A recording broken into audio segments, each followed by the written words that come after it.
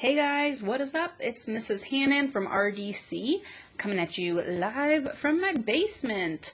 This quarantining thing is no fun for anyone, for you, for us, but we hope that you are being safe and that you are healthy and enjoying it as much as you can, maybe getting outside. That would be great. The past couple weeks we've been talking about medieval Africa, and you've been talking about people like Mansa Musa and Sunday Adakita, and hopefully you've found that information pretty interesting. That's one of my favorite things to teach. I'm super bummed that I didn't get to teach that with you. We're going to move on. And we are going to be spending some time talking about medieval Europe. So at this point, you should have gone through the Quizlet that was posted on Google Classroom. You should know and understand that vocab. You should also have looked and gone through the Europe geography assignment. So if you haven't done those two things yet, I would probably take care of that, especially the vocab, before you tackle these notes. You should have gotten a sheet if you came and picked up information at school, a notes sheet that goes along, looks normal, goes perfectly along with this. If you are only doing everything online on Google Classroom, there is a Google Slides that is the exact same as the notes, and it has all the information. You just kind of need to drag and drop it where it needs to go. So you'll definitely want to have that open while you listen and go along through this slideshow with me. You are going to need to pause this and fill out information on either the Google Slides or on the paper, and then press play, listen to the rest, pause, press play, so on and so forth. All right, and so with that, let's get going. So when we last left off, we left Europe talking about the fall of Rome, right? There were three main reasons why Rome fell. And if I'm your teacher, I really hope that you know that it is bad leaders, economic problems, and foreign invaders. One of the things that happened towards the end of the fall of Rome was the spread of Christianity. So the thing was, though, is that when Rome fell, we know that one side fell and then the other. Well, the western part of Rome wasn't really Christian. The western part of Rome is the part of Rome that fell, and when it fell, all those foreign invaders kind of took over those areas. So Christianity had spread to some parts of Western Europe, but it hadn't fully spread. And one of the main types of Christianity that spread was a type of Christianity called Catholicism, or Catholic. This is a type of Christianity that is still widely worshipped today. It's one of the largest forms of Christianity that there are, just like when we talk about how some people might be Baptist or Methodist or Presbyterian. Catholic is its own branch of Christianity.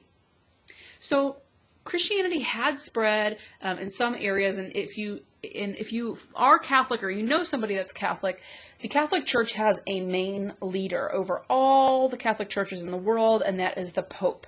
At this time in the Middle Ages, the Pope's name was Pope Gregory, known as Pope Gregory the Great by some, and he really was influential in helping to spread Christianity and cement Catholicism as one of the main forms of Christianity in Europe.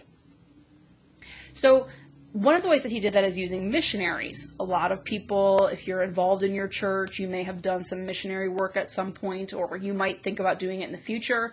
And the goal of a missionary is to spread the word of Christianity and Jesus Christ. And you do that through many different ways, maybe just through being a messenger and sharing the message. Maybe you do it through volunteer work or good deeds. So Pope Gregory really helped enable those missionaries to go throughout Europe and to spread Christianity. Well, as the Catholic Church grew and grew and grew, it became way more involved in politics. In the United States, we have what's called a separation between church and state, where our religion and our religious beliefs aren't supposed to be connected with what's going on in our government and our laws and our politics. It's not always that easy. A lot of the times it's very hard to do that separation, but our government is based on that setup that it doesn't matter what you believe, whether you're Christian, Muslim, Jewish, something else. Our politics and the ethics behind that are not supposed to be based on religion. Well, one of the reasons why we kind of tried to set up our government like that is because of the problems that had happened in Europe between political leaders, kings, emperors, things of that nature, and leaders in religion, like popes. And so this was a big problem in Europe, arguments and conflicts between popes and kings. So Pope Gregory had an issue with kings appointing or picking people to be officials in the church. He thought that he had a close relationship with God, and because he was the leader of this church, he should be the only one to be making those decisions about who could become members of the church as church officials. Well, the emperor at the time, Henry, really didn't like this rule that Pope Gregory made. And so he kind of said, you know what, forget what Gregory says. I'm the emperor. I'm the one that's in charge. So I'm going to do what I want to do. And if I want to appoint people, I'll do that. Obviously, this did not sit well with Pope Gregory, and he has him excommunicated or kicked out of the Catholic Church. So he says, you're out, Henry, figure out your own thing. The church doesn't follow you. We don't support you.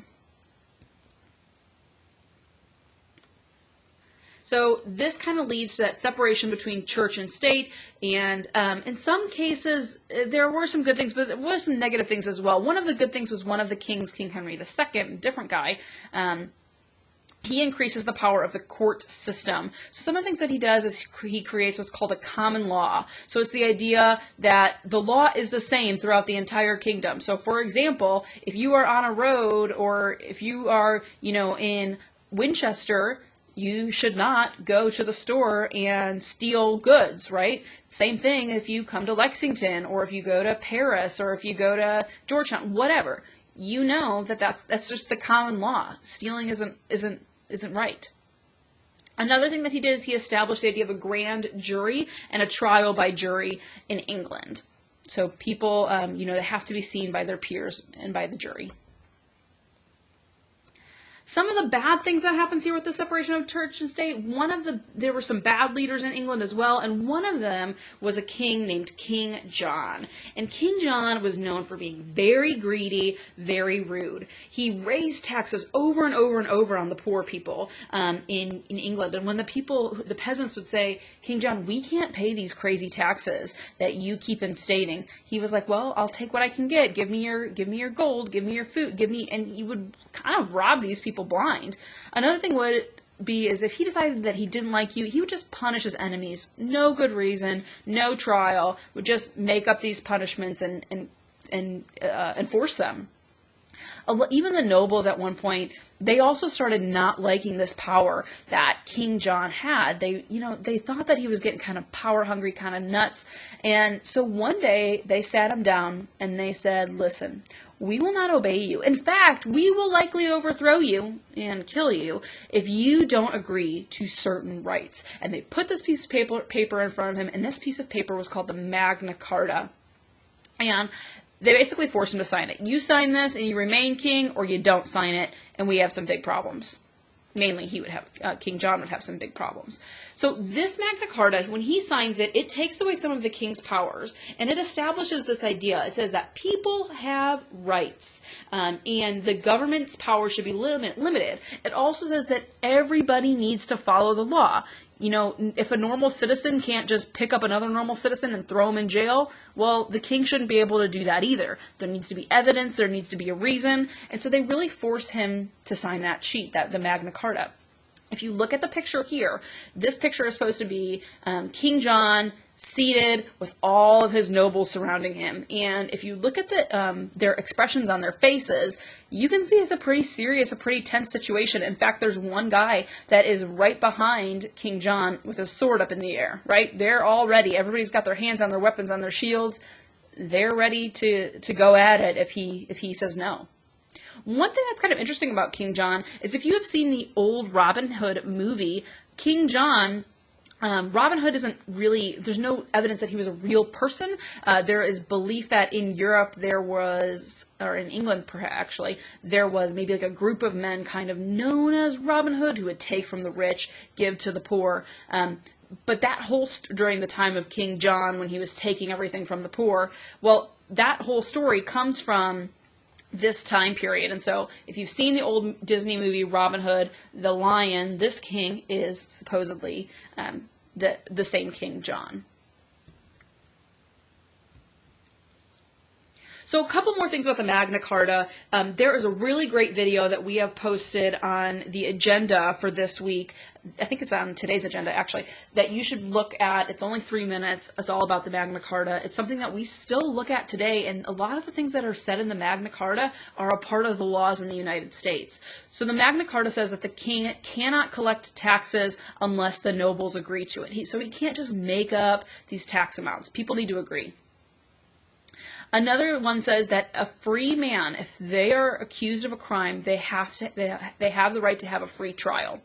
So, whether it's murder, robbery, whatever, they are allowed to have that trial. The last one there is habeas corpus.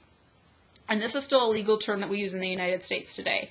It says that it protects a person from being imprisoned indefinitely without a trial. So no matter what you do, no matter who you are, you have to eventually have a trial or be released. I mean, they have to do something about it. Going back to Christianity and the spread of Christianity throughout Europe, we get to the Crusades. And Crusades is a series of wars that happens between Christians and Muslims. After Rome fell and a lot of those different tribes took over, some of those were Islam, and especially in the southern parts of Europe, southwestern Europe, areas like all of Spain, maybe some areas in southern France and Italy, were taken over by Islamic tribes, Islamic Germanic tribes. And so when that happened, Islam was really spreading throughout that area. Well, this series of wars kind of started way back then where people were trying to take back some of that land in Europe, and it eventually became over Jerusalem, the Holy Land. It's holy for a couple different reasons. For Christians, it's holy because it's a place where Jesus lived, preached, and died, but it's also a holy place for Muslims as well. So this is a series of wars where they fought over that land in Jerusalem. So there were a couple different reasons for this, a couple different causes.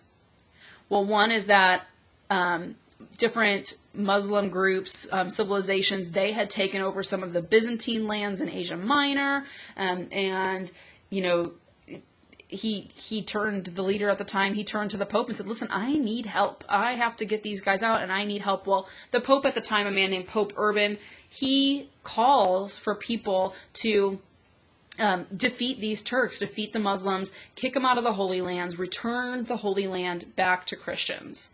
And he said that this is like a holy war. This is what God wants us to do. And if you go out and do this and you fight, your sins will be forgiven and you will be given a ticket into heaven. And so a lot of the images from the Crusades, when we look at Christian soldiers and Christian military, they look like this, where you see these soldiers with big crosses on their uniforms, representing that they are Christian soldiers. So, again, kind of what I was just saying there. Red crosses were most commonly what you would see. So people from all over, feudal lords, knights, even peasants, agreed, you know what, I'll go fight for this Holy Land because it's what God wants, and this will get me that ticket into heaven.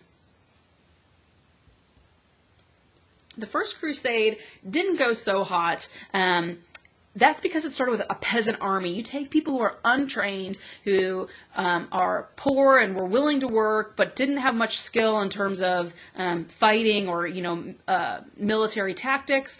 And they kind of just said, all right, go on.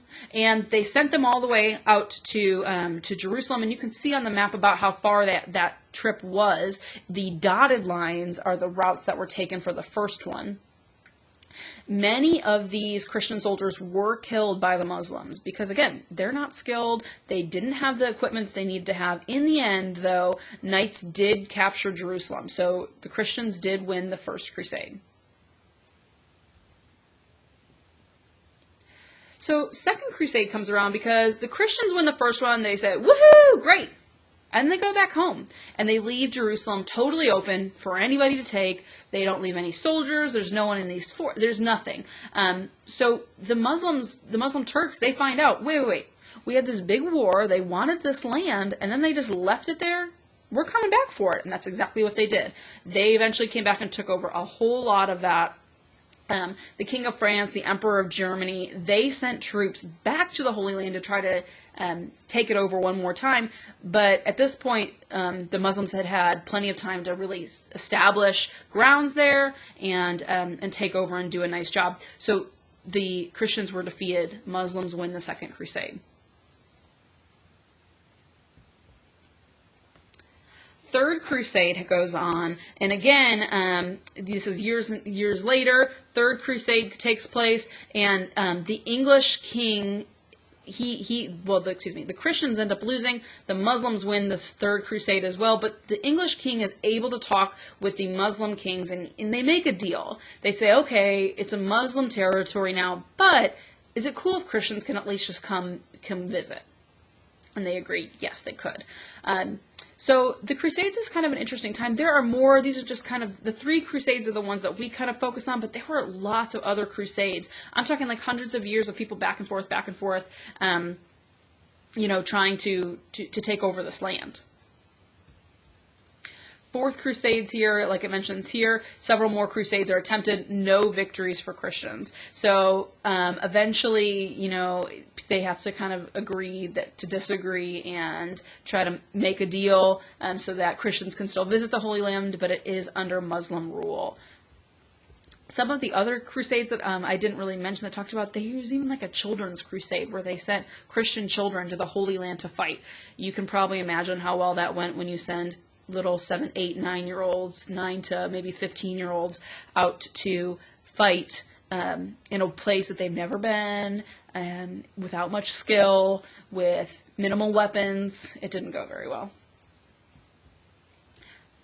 As a result of the Crusades, trade starts to happen between Europe and the Middle East. They make some trade deals, but one of the things that it does is it breaks down feudalism. This system that we had when we talked about Japan, right? In a feudal system, people are trading goods for loyalty. The king is on the top, right? The peasants are at the bottom. The peasants, they will give food and taxes to the knights, to the nobles, to the king.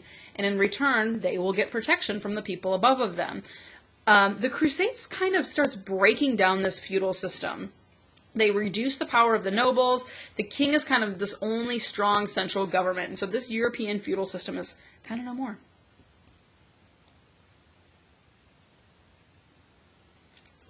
So after the Crusades, we lead into the Inquisition. And so these church leaders want everyone to accept the church's teachings. They start getting afraid that maybe if people stop believing in Christianity, this will weaken the church. And the church is trying to stay very powerful, especially in politics. They start trying to put an end to heresy, which is when religious beliefs conflict with what the church is trying to teach. And so some courts are established during this Inquisition, and these courts, when they're established, people confess, they confess their sins, and they confess it to these courts, and these people are punished for the things that they have done. A lot of these people, and once they've been punished, they're allowed back to the church. When we hear about medieval times in medieval Europe, there's a whole lot of things about medieval torture.